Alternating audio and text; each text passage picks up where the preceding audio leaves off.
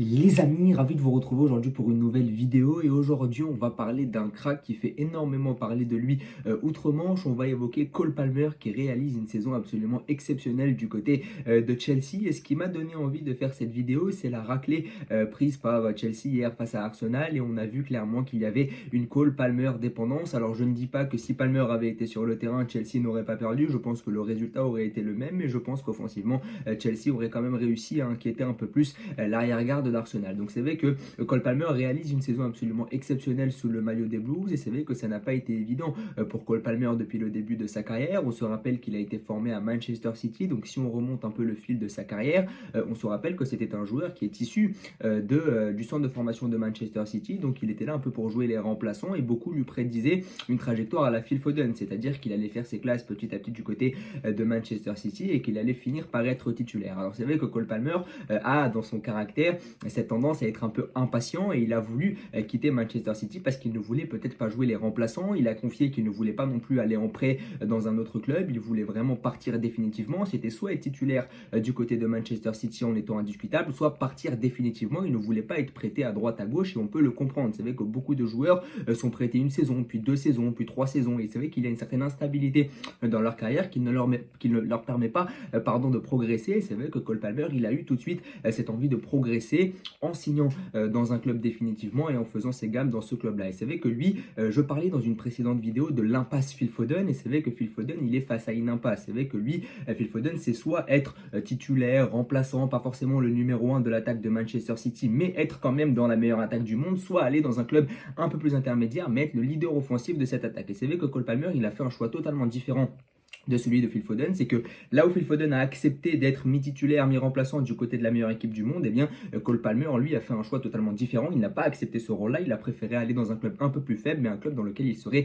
titulaire indiscutable et dans lequel il serait le leader offensif. Vous savez qu'en signant du côté de Chelsea en toute fin de mercato cette année, eh bien il a fait un choix, il a dit qu'il voulait absolument être titulaire indiscutable dans un club un peu plus intermédiaire, parce que c'est vrai que depuis quelques saisons, Chelsea régresse. Et c'est vrai que Cole Palmer affiche des stats absolument exceptionnelles. J'ai regardé ses 27 matchs cette saison, 20 buts, 9 passes décisives pour un joueur qui n'est même pas numéro 9. Hein. C'est un joueur qui est ailier, qui peut aussi jouer milieu offensif. Donc c'est vrai que ses stats sont absolument impressionnantes, d'autant plus qu'il évolue dans un Chelsea qui est 9e de Première Ligue, qui est excessivement faible cette saison. On l'a encore vu hier soir face à Arsenal. Donc c'est vrai que le niveau affiché par Cole Palmer est absolument impressionnant, d'autant plus qu'il joue dans une équipe très très faible. Et c'est vrai que j'ai vu une compile de lui, c'est vrai qu'il a tendance à distribuer de super ballons, et c'est vrai que si ses coéquipiers étaient un peu plus adroits devant lui, son taux de passes décisives serait beaucoup plus haut. Donc il réalise une saison absolument exceptionnelle sur le plan individuel, et moi j'aurais aimé qu'il choisisse une trajectoire à la Phil Foden, parce que j'aurais aimé le voir dans le 11 de Manchester City, parce que je pense qu'un Cole Palmer à ce niveau-là du côté de Manchester City aurait été encore plus destructeur. Peut-être aurait-il été un peu bridé par Pep Guardiola, mais il aurait été encore plus destructeur. Et c'est vrai que en le vendant, Manchester City a fait un choix. Ils ont vendu Cole Palmer, ils ont pris Jérémy Doku et ils ont fait le choix d'opter pour un ailier un peu plus percutant, un peu plus rapide. C'est vrai qu'après le départ de Riyad Mahrez, je m'attendais à ce que Cole Palmer prenne la place de Mahrez numériquement dans la rotation de Manchester City, parce que les deux joueurs ont à peu près le même profil, c'est des gauchers, très techniques, etc.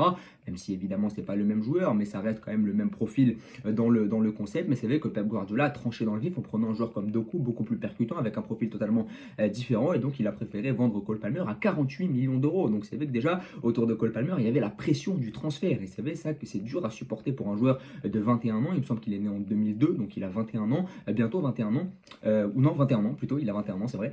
Donc c'est vrai que Cole Palmer il est arrivé avec la pression du transfert et il a tout de suite réussi à supporter la pression de ce transfert là. C'est vrai que beaucoup de joueurs s'écroulent sous la pression du transfert, sous la pression du montant, et c'est vrai que 48 millions c'est quand même beaucoup pour un joueur qui n'a pas toujours évolué en pro pour le moment. C'est vrai que Cole Palmer du côté de Manchester City, il faisait des petites entrées en jeu par-ci par-là, mais il n'était pas toujours titulaire, il n'était même pas toujours remplaçant, même pas toujours dans le groupe du côté de Manchester City. Et moi j'ai connu Palmer lorsqu'il faisait quelques entrées en jeu du côté de Manchester City, mais pour moi c'était pas un crack absolu, c'était pas un Bellingham, c'était pas un Saka, c'était pas un Foden. C'est vrai que pour moi c'était un petit 2002 qui était formé du côté de Manchester City et qui allait se perdre au fur et à mesure des années parce qu'il n'avait pas le niveau. C'est vrai que Cole Palmer a surpris tout son monde. Déjà le transfert dont il a fait l'objet était excessivement élevé. C'est vrai que pour beaucoup de personnes qui ne le connaissaient pas, forcément ça a pu surprendre, mais il a explosé tout de suite du côté de Manchester City en digérant parfaitement la pression du transfert. Et moi ce qui m'a encore plus fait réaliser que c'était un crack, c'est son but qu'il a mis lors du Community Shield en août dernier face à Arsenal, une frappe en pleine lucarne, hein, je me rappelle, c'était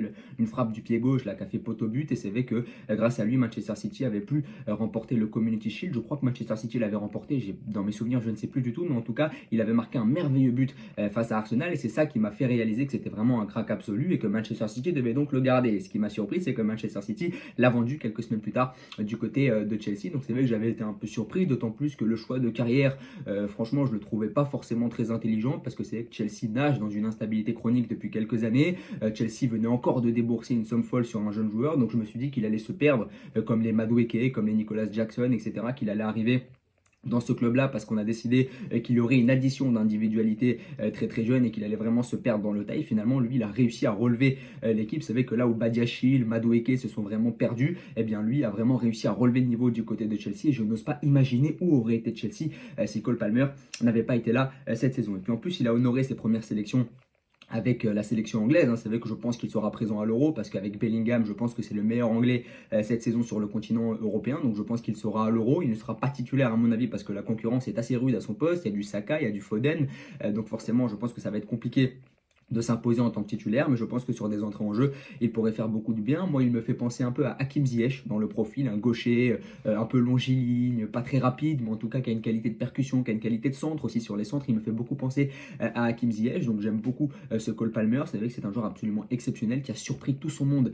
cette saison. J'ai hâte de le voir à l'Euro avec l'Angleterre. Je pense qu'il ne sera pas titulaire, mais sur les entrées en jeu, il pourrait vraiment faire énormément de bien, et ça nous montre encore une fois qu'une trajectoire n'est pas toujours linéaire. On peut avoir des difficultés au début, tout le monde n'est pas Jude Bellingham, tout le monde n'est pas Phil Foden, il convient de progresser tranquillement. Tu peux être indésirable à Manchester City dans un premier temps, mais aller exploser dans un club intermédiaire et puis réussir à devenir le leader offensif d'une équipe qui certes est très malade, mais une équipe que tu peux relever grâce à ton courage, parce que c'est vrai qu'il en faut du courage. Il a fait l'objet d'un transfert à 48 millions, il arrive dans un club où ça n'est pas facile, un club très très mal géré, et au final il arrive à s'imposer et à devenir l'un des meilleurs joueurs de la première ligue. La trajectoire est totalement folle, on lui souhaite le meilleur. Alors moi je ne connais pas du tout l'avenir de Cole Palmer, mais je pense qu'un joueur de ce niveau-là voudra jouer une compétition européenne, ce que ne lui offre pas Chelsea pour le moment, donc peut-être serait-il tenté de partir ailleurs, je n'en sais rien. Je pense que c'est un joueur qui va rester en PL, mais en tout cas moi je le verrais bien revenir à Manchester City, mais je pense que le prix du transfert serait quand même assez élevé. J'imagine mal Manchester City sortir le chèque pour un joueur qu'ils viennent de vendre il y a un an et qui plus est formé chez eux. Maintenant ça reste à voir. Je pense que Cole Palmer va s'éterniser en première ligue. Est-ce que ce sera du côté de Chelsea? Je ne pense pas, parce que Chelsea ne lui offre pas assez de garanties sportives pour le moment. En tout cas je pense que la suite de la carrière de Cole Palmer va être très excitante. En tout cas n'hésitez pas à me dire ce que vous pensez du joueur, que je trouve absolument exceptionnel, à liker, à vous abonner. Merci beaucoup.